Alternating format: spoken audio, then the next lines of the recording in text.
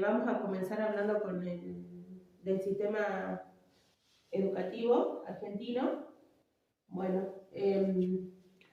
durante la gobernación de Hernando Arias de Saavedra se formaron las primeras escuelas en lo que hoy es el territorio argentino. En 1609 asistían a estos establecimientos unos 150 alumnos aproximadamente. Las órdenes religiosas, como ser los franciscanos, los dominicos, los jesuitas, eran los que conducían la educación en las distintas regiones. El Estado intentó ampliar la educación pública y delegar esa obligación a los cabildos para que provean fondos públicos, para poder ampliar las escuelas, para aumentar el número de alumnos y que tengan un certificado de pobreza que sea expedido por el propio cabildo, a los que debía darse igual educación que a los demás. En esos tiempos se cobraba aranceles de 1 peso por mes para leer y 2 pesos para leer, escribir y contar. Después de la Revolución de Mayo aumentó el interés por la educación, pero fue durante la presidencia de Sarmiento cuando se dio un verdadero impulso a la escuela estatal. Sarmiento fomentó las escuelas normales de formación para maestras.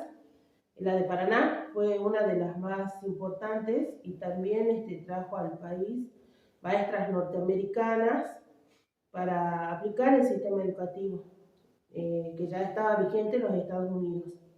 La educación constituyó un campo de tensiones y disputas entre diferentes partidos. A partir de 1798 se forman diversas instituciones educativas, se crearon ámbitos para cursar estudios superiores, el Colegio de Montserrat y la Universidad de Córdoba, también en Buenos Aires, el Colegio San Carlos. En Córdoba, el intendente Marqués Sobremonte impulsó la escuela gratuita y escuelas de primeras letras en todos los partidos y parroquias y en Santa Fe dichas escuelas también funcionaban en conventos. El Colegio de San Carlos fue recuperado luego de las invasiones inglesas y pasó a llamarse Escuela de la Patria. Los cabildos en estos tiempos ya asumieron mayor actividad en la regulación de la educación. Las grandes transformaciones se iniciaron con la Revolución Francesa y con la Revolución Industrial en Inglaterra.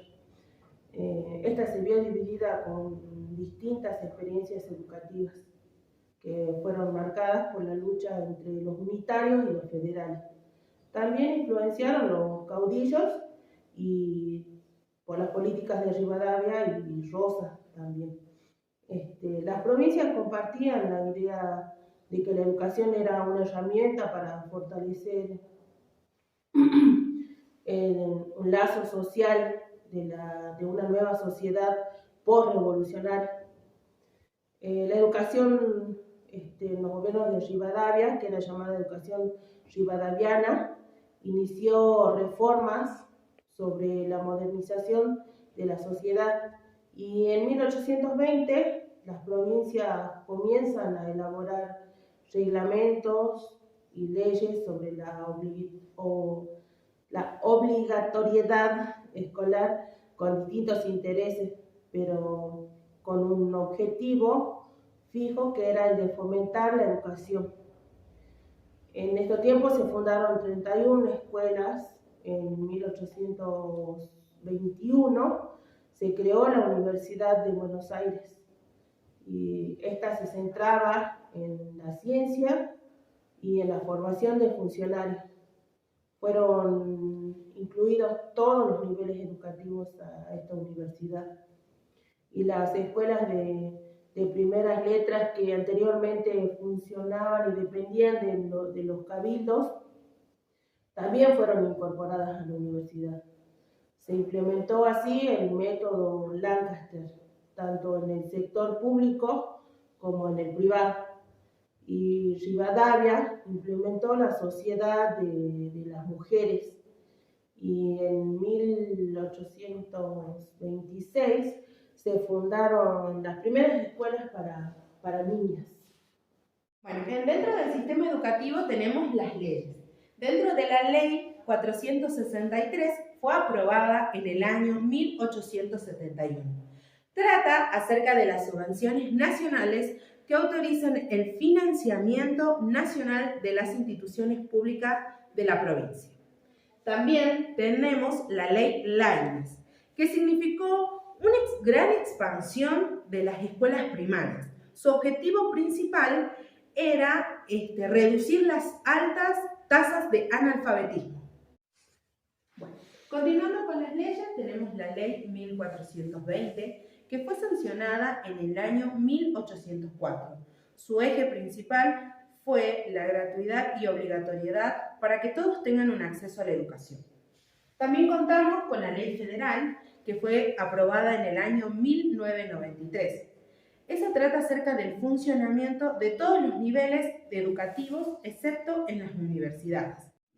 La ley 24.521 es la Ley de Educación Superior de los IES. Se refiere a su estructuración y articulación y también a los derechos y obligaciones, tanto para docentes como para alumnos. Bueno, la ley 26.075, que es la Ley de Financiamiento Educativo, tanto los gobiernos nacionales como provinciales y la Ciudad Autónoma de Buenos Aires tienen la obligación de aumentar progresivamente las inversiones tanto en ciencia, tecnología y educación. Por último, tenemos la Ley 26.206, que trata sobre los derechos de enseñar y aprender en todo el territorio argentino. Voy a hablar sobre la postura de diferentes sociólogos de la educación. En este caso tenemos lo que es Augusto Comte. Es considerado como el padre de la sociología.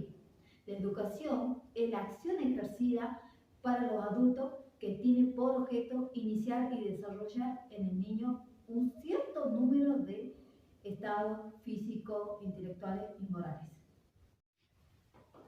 Emily Durkheim dice que la educación el hombre no nace, se hace, y es la sociedad la que la forma y transforma por medio de la socialización. Karl Marx no creía en la escuela gratuita ni en la escolaridad obligatoria. Decía que detrás había intereses ocultos por parte de las clases dominantes.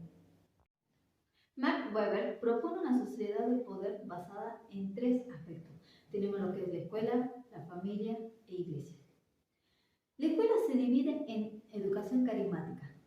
Propone despertar cualidades humanas consideradas como personales. Tenemos lo que es la educación humanista.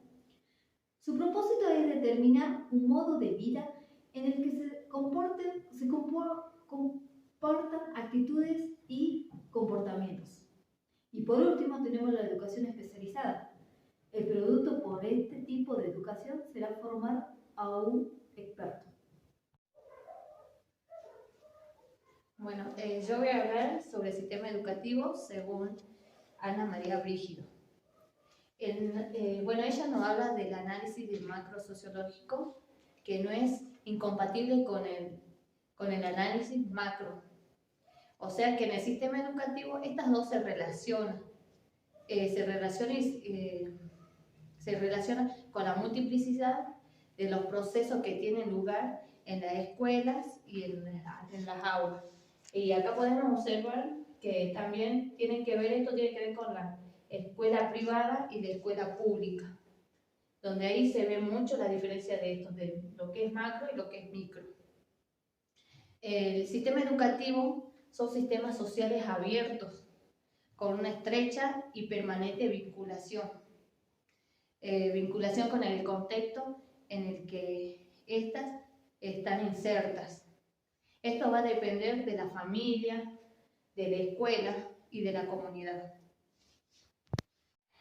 Ella también nos dice que las relaciones en la estructura del sistema educativo son académicos y administrativos. En lo académico se encuentran las carreras escolar del alumno y la carrera profesional del docente. Y en lo administrativo están las relaciones entre los órganos de conducción y de gestión. También acá ella nos habla de que los estudiantes, los profesores, los administradores, las comunidades, la tecnología y los padres, ellos forman un ecosistema educativo. También aquí ella nos dice o nos menciona que los rasgos distintivos de los sistemas escolares se encuentran divididos en unificación, que es de carácter nacional, la sistematización, que es la coordinación que alcanza el sistema. También está la diferenciación, que es el sistema educativo con una unidad que es perfectamente distinguible del resto de la estructura social. También está la especial, es donde están los cambios que producen en el sistema educativo para entender las necesidades las necesidades específicas. Y ahí encontramos las diferentes carreras que ejerce.